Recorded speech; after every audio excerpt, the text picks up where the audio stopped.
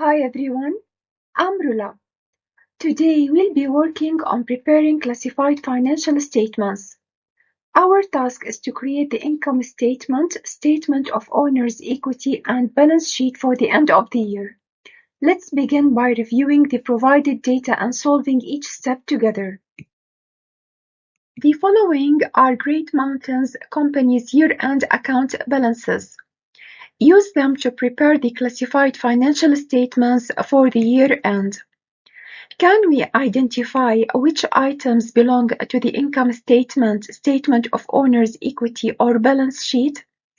Let's start by classifying each item into its appropriate financial statement. I'll guide you through this step by step. Let's look at the first item, fees. Fees represent revenue earned during the year, so they belong to the income statement. Next, we have a wages expense. This is a cost incurred by the company, so it's also part of the income statement, which is under expenses. Rent expense. This is an expense for the company, so it will go under the income statement as well.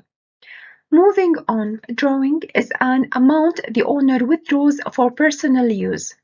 This reduces the owner's equity, so it belongs to the statement of owner's equity. Supplies expense is another cost incurred during the year, so it's classified under the income statement. Miscellaneous expense is a small general expense that also belongs under the income statement. Now, let's move to the balance sheet items. Cash is an asset, specifically a current asset, so it goes on the balance sheet. Capital refers to the owner's investment in the business. Since this is the starting balance of the owner's equity at the beginning of the year, it will appear in the statement of owner's equity.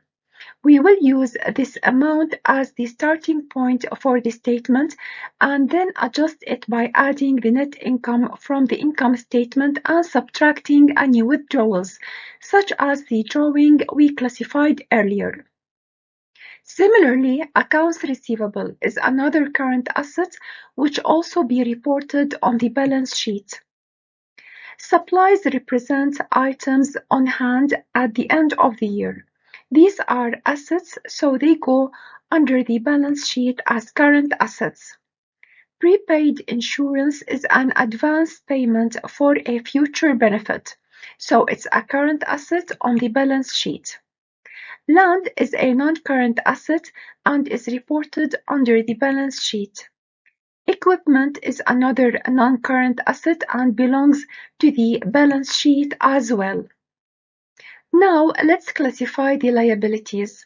Accounts payable is an amount owed to creditors and is a current liability on the balance sheet. Notes payable is also a liability, specifically a current liability, so it will be included on the balance sheet. Finally, mortgage payable is a long-term liability, so it goes under the balance sheet. Now that we've classified the accounts, let's begin preparing the first financial statement, the income statement. This statement summarizes the company's revenues and expenses to calculate the net income or net loss for the year. The formula we'll follow is simple. Revenues minus expenses equals net income. Let's start with the revenues. From our classification, we know that fees is the revenue earned by Great Mountain's company, which amounts to $35,200. This is the total income the company has earned during the year. Next, we'll move to the expenses. First, we have a wages expense, which amounts to $10,100. Then we have rent expense, which is $10,250. After that, we'll include supplies expense, which totals $8,250. Lastly, we'll add miscellaneous expense, which is $1,500. We'll list all of these under the expenses section and calculate their sum. The total expenses for the year is $30,100. Now we subtract the total expenses from the total revenue to calculate the net income. This means the company has earned a net income of $5,100 for the year. Finally, we present the income statement in a proper format. We start with the heading Great Mountains Company Income Statement for the year ended December 2023. Then we list revenues, followed by expenses. At the bottom, we show the net income of $5,100. Our income statement is complete. The next step will be to use this net income in the statement of owner's equity. Now that we've completed the income statement and determined the net income, let's move to the statement of owner's equity. This statement explains how the owner's equity changes during the year by factoring in investments, withdrawals, and net income. We start with the opening capital on January 1st, which is $15,000. This is the owner's equity at the beginning of the year. Next, we add the net income of $5,100 from the income statement. We add this because earnings increase the owner's equity. Then we subtract drawings of $2,000. Drawings represent the owner's withdrawals for personal use, which reduces the equity. If your net income is greater than your drawings, your capital grows. This means the business is earning more than what's being taken out, which is a positive sign. So starting with the opening capital, adding net income, and subtracting drawings gives us the closing capital of $18,100. Finally, we present the statement in its proper format with the heading Great Mountains Company Statement of Owner's Equity for the year ended December 2023. This closing capital will now carry forward to the owner's equity section of the balance sheet. Let's proceed to the balance sheet. Now that we've completed the income statement and statement of owner's equity, it's time to prepare the balance sheet. The balance sheet provides a snapshot of the company's financial position at the end of the year by listing its assets, liabilities, and owner's equity. It's based on the fundamental accounting equation, assets equal liabilities plus owner's equity. Let's go step by step. Let's here start with the heading. Remember, the balance sheet should include the company's name, the title of the report, and the specific date. So we'll write Great Mountains Company balance sheet as of December 31st, 2023.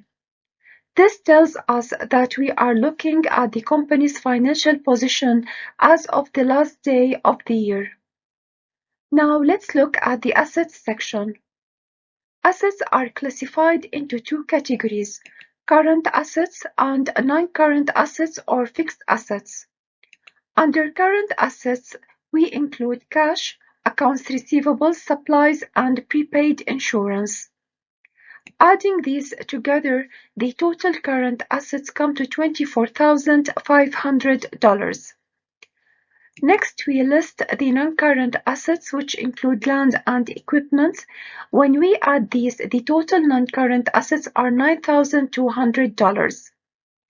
Finally, we calculate the total assets by adding the current and non-current assets, so the total assets for the company are $33,700. Now let's move on to the liabilities and owner's equity section. Just like assets, liabilities are divided into current liabilities and non-current liabilities. Under current liabilities, we list accounts payable and notes payable. The total current liabilities add up to $10,500. For non-current liabilities, we include mortgage payable. Adding these together, the total liabilities are $15,600. Now we move to the owner's equity section. From the statement of owner's equity, we know the closing capital is $18,100. This represents the owner's share in the business and will be listed under this section. Finally, we confirm that the balance sheet balances. The total assets are $33,700 and the sum of total liabilities and owner's equity is also $33,700. Since both sides of the equation match, we know our balance sheet is correct. I hope you enjoyed the review question on preparing financial statements. Thank you all for listening. Goodbye.